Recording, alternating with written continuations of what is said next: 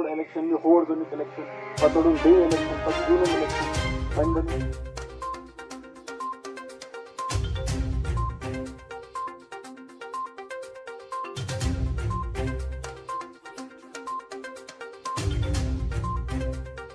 ये सब बच्चे माशाल्लाह।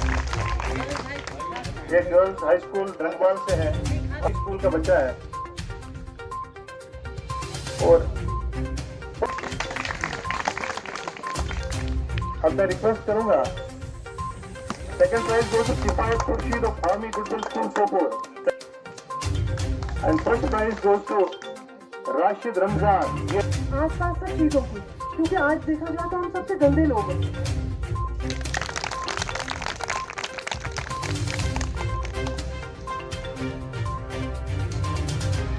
इसलिए वोट डिस्काउंट बिल्कुल करके इंतजाम ना, वोट डिस्काउंट क्योंकि खास तौर पर एक पहाड़ी सॉन्ग तैयार किया है, तो ग्रीन सॉन्ग तैयार किया है।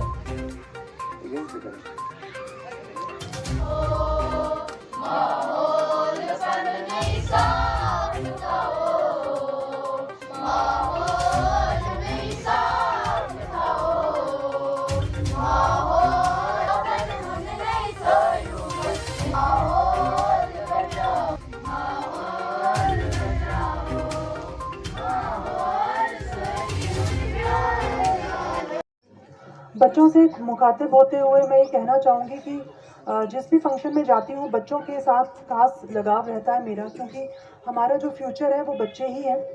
आज जो आप सब बच्चे यहाँ पे स्कूलों से आए हुए हैं, तो काफ़ी लोग ऐसा भी सोचते होंगे कि हमें स्कूलों से लाते हैं और फिर प्रोग्राम्स में पार्टिसिपेट कराते हैं, बट मैं आपको बोलना चाहती हूँ कि ये बहुत इंपॉर्टेंट प्रोग्राम्स होते हैं।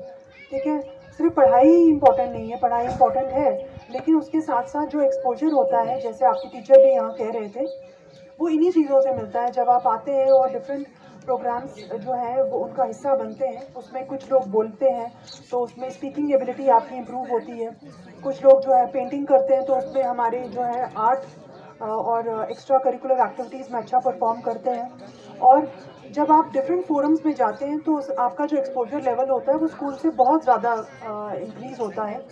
मैं खुद अपनी बात बताऊं तो हमेशा मैंने एक्स्ट्रा करिकुलर एक्टिविटीज़ में पार्ट किया और I have been a national player. मैं नेशनल लेवल पे मैंने खेला भी है, और उसके साथ साथ हमेशा मैंने डिबेट्स और एलोक्यूशंस जो कॉम्पिटिशन्स होते थे उसमें भी पार्टिसिपेट करती थी।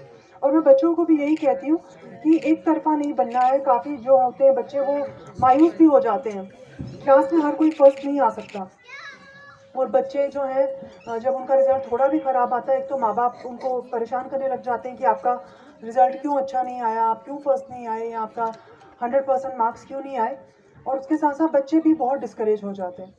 लेकिन मैं एक तो माँ बाप से भी जो हमें सुन रहे हैं और बच्चों से भी कहना चाहूँगी कि सबसे इम्पॉर्टेंट होता है मेहनत करना और मेहनत की आदत डालना, और वो चीज़ सिर्फ तभी आ सकती है जब आप फेलियर्स एक्सेप्ट करें। हर कोई इंसान सक्सेसफुल नहीं हो सकता हर चीज़ में, लेकिन अगर आप मेहनत करोगे, अगर आपको ये पता होगा कि फेलियर जो है वो एक स्टेपिंग स्टोन है, मतलब अगर आज आप किसी भी चीज़ में, चाहे वो कोई भी चाहे पढ़ाई हो या पेंटिंग हो, या आज किसी ने आज इलेक्शन में पार्टिसिपेट किया और अच्छा परफॉर्म नहीं किया, तो वो हमेशा एक स्टेपिंग स्टोन होता है, मतलब कि वो एक जीना बन सकता है अगली कामयाबी का। तो नाकामयाबी जो होती है वो भी एक अपॉर्चुनिटी होती है, लेकिन उसको हमें मस्बत अंदाज से अगर हम लें, और मस्बत अंदाज मतलब पॉजिटिव एटीट्यूड से क्या मतलब है, वो ये है कि कभी भी हार नहीं माननी है। ये नहीं समझना है कि अब मैं किसी लायक नहीं, मैं कुछ नहीं। जब तक बच्चों में और स्पेशली बच्चियों में कॉन्फिडेंस नहीं होगा, आप कुछ भी नहीं कर सकते। तो आपको अपना कॉन्फिडेंस कैसे बिल्डअप होगा? सबसे पहले खुद से।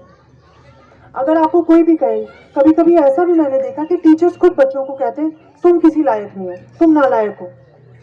ठीक है, काफ़ी बार ऐसे पेरेंट्स भी होते हैं जो बोलते हैं कि तुम जिंदगी में कुछ नहीं करोगे। ठीक है, तो ये तो गुस्से में कहते हैं, लेकिन उस बच्चे के जो जहन पे नकुश बैठ जाते हैं कि हम शायद सच में कुछ नहीं कर सकते, और आहिस्ता आहिस्ता उसका कॉन्फिडेंस जो होता है बच्चों का वो कम होता जाता है, वो अपना कॉन्फिडेंस खोते जाते हैं। लेकिन ऐसे बहुत सारे एग्जाम्पल्स हैं। अब जैसे ये बच्चा है, अपनी कामयाबी यही है कि अगर आप दूसरों के लिए कुछ कर सकें, और अगर आप चाहे कितने ही मीडियोकर स्टूडेंट क्यों ना रहे हो अपने स्कूल में या कॉलेज में या यूनिवर्सिटी में, लेकिन अगर आपने ज़िंदगी में कोई एक अच्छी ऐसी चीज़ कर ली जिससे बाकी लोगों को फ़ायदा पहुंचता है तो आप कामयाब हैं। इसलिए हमेशा अपना मकसद ये ना बनाइए कि मैंने बहुत बड़ा कोई डॉक्टर बनना है, बहुत बड़ा आईएएस ऑफिसर बनना है, बहुत बड़ा इंजीनियर बनना है। आपको एक अच्छा इंसान बनना चाहिए। जो अच्छा इंसान बनता है वही हर चीज़ कर सकता है। मतलब आप किसी भी चीज़ में, किसी भी फील्ड में तभी कर सकते हैं। पहली तो कॉन्फिडेंस होनी चाहिए कि आप में वो एबिलिटी खुदा ने वो डाली है। और इतनी सारी दुनिया में एक अर्थ, जिसका आज हमारा हैशटैग भी है वन अर्थ। वो क्या है वन अर्थ? कि कितनी थाउजेंड्स गैलेक्सीज हैं, उसमें कितनी थाउजेंड्स ऑफ सोलर सिस्टम्स होंगे, कितने हजारों लाखों ऐसे प्लैनेट्स होंगे, इतने सैटेलाइट्स होंगे, मून्स होंगे, लेकिन एक ही अर्थ है। मतलब एक अर्थ मतलब एक ही ऐसी जगह है जहाँ पे खुदा ने जिंदगी दी है, जहाँ पे इंसान बनाया। और खुदा खुद कहता है कि अशरफुल मखलूकात है, कि जो सबसे बेहतर चीज़ जो खुदा ने बनाई है वो इंसान बनाई है। और उसको बयान की ताकत दी है, मतलब उसको बोलने की, कम्युनिकेट करने की ताकत दी है। इस प्रोग्राम कर कुन जाए स्कूल मन आज पार्क मज कर एनवायरमेंट डेज पे यह क्या कर तक सोन एनवायरमेंट रोज साफ। यह कित रोज साफ ये ख्याल थो ये गाड़ मज बिस्किट कवर गाड़ नबर लगाव ना गि इथे कन साफ इथे कन थवन ख्याल पन्न गरन मज। मतलब म्यूनसिपैलिटी मज वुचमुत यम ोट त्रावान कह सह त्रावान बेक सिंस हमसायस त्रावान। थो ख्याल तुम गर कतन ोट त्रावान अगर कह वरमुलिस मज बसान टाउनस मज डस्टबिनस मज ोट त्रावान कि ना तथ गस ख्याल थवन। तो पे स्कूलस मज पन क्लास रूम तुम मॉनिटर क्लास रूमस तमिस वो तथ थो डस्टबिन टीचरन सर कत यह इंपॉर्टेंट। ये एनवायरमेंट रोज साफ तेल हेको हेल्थी रूज हेको ना रूज ऑक्सीजन मिले असल गो ना बेमार कह इंपॉर्टेंट। आज 5 जून को वर्ल्ड एनवायरनमेंट डे सेलिब्रेट किया गया और बारामूला में हमने यहाँ इको पार्क जो है वो टूरिज़्म के साथ और सोशल फॉरेस्ट्री और उसके बाद हमारे स्वीप के जो डिप्टी सीईओ हैं उनके साथ एक प्रोग्राम भी यहाँ ऑर्गेनाइज़ किया, जिसमें हमने बच्चों की शिरकत यहाँ पे की। इस प्रोग्राम का बेसिक मकसद यही था बच्चों में और आम लोगों में ये समझाना कि एनवायरनमेंट को कितना ज़रूरी है, उसके लिए बचाना, उसके लिए काम करना।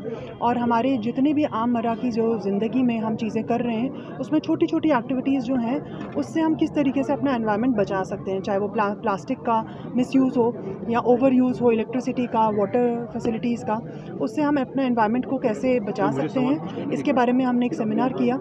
इसके साथ साथ स्वीप के बारे में भी हमने एक्टिविटी की, जहां बच्चों को बताया कि किस तरह से वोटिंग करना एक बहुत इम्पॉर्टेंट राइट भी है और एक ड्यूटी भी है। और इसके साथ साथ उनको बताया गया कि एक प्रोसीजर, एक डिमॉन्स्ट्रेशन से जिसमें बच्चों को पार्टिसिपेट करवाया गया और उनमें इलेक्शन करवाया गया और उनसे वोटिंग करवाई गई। आज जो हमारा मकसद था वो यही था कि बारामूला के जितने भी सिटीजन्स हैं उन तक ये मैसेज जाए कि एनवायरनमेंट को बचाना बहुत इम्पॉर्टेंट है और उसमें हमारा जो रोल है, जो सिटीजन्स का रोल है, वो भी उतना ही इम्पॉर्टेंट है। एज़ डिस्ट्रिक्ट एडमिनिस्ट्रेशन मैं ये अश्योर करती हूँ कि हमने हर एक लेवल पे जो है हम काम करेंगे। हमने म्यूनसिपैलिटीज़ को, पंचायत को इंक्लूड करके ड्राइव्स करेंगे, जिसमें जितना भी हमारा यहाँ पर वेस्ट मटेरियल जमा हो रहा है उसको निकालने का तरीका जो है, एक यूज़फुल और बेटर तरीका जो है वो ढूंढा जाएगा।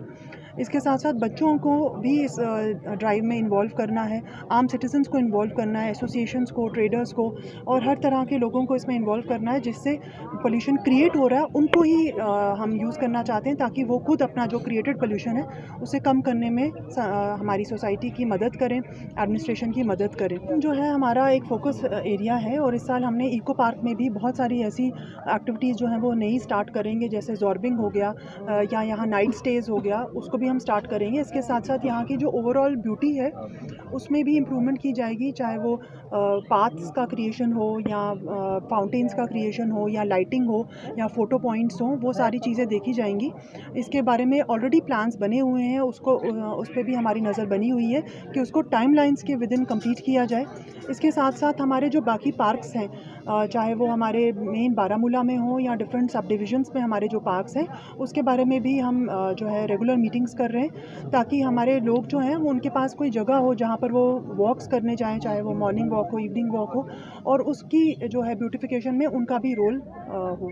मैडम बिल्कुल, जैसे हाई कोर्ट के डायरेक्शंस होंगे उसको इम्प्लीमेंट किया जाएगा।